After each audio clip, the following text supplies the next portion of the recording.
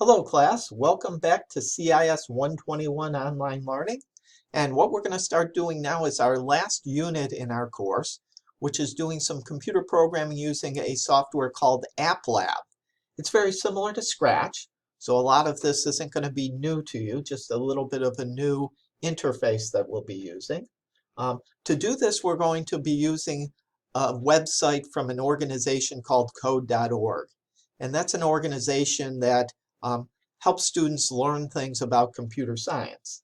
And what you're going to be doing is going through a series of exercises, kind of self-directed learning, which will work well for our online learning, which are going to teach you things about programming in App Lab.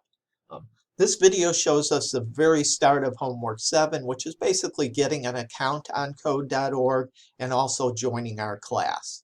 Later videos are going to actually talk about what you need to do the exercises. So to do that, first thing we're going to do is we're going to go to the code.org website.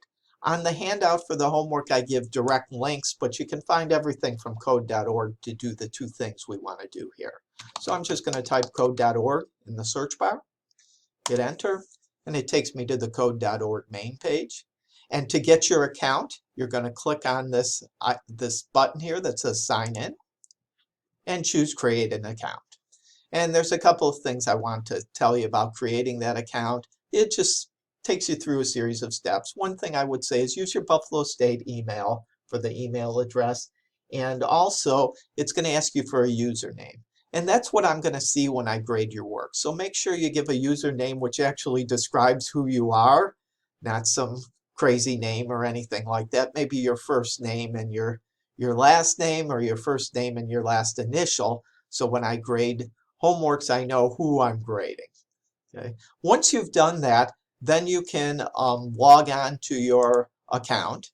And I'm going to use an account here which I have set up for demonstrating for students. Username, and I'm using the email address in this case, and the password. And now I'm on my account. Now actually I've already registered for the course here, but over on the upper left hand side here there's something called My Dashboard. You can click on that. And if you scroll down to the bottom of that, there's a place here where it says Join Section. Okay, I have the direct link for that on the handout, but you can go to your dashboard and do that also. And here we put in our section code, which is on the handout for homework 7, but it's ZFNVST. Okay, and then you click on Join Section, and that would join you to our section.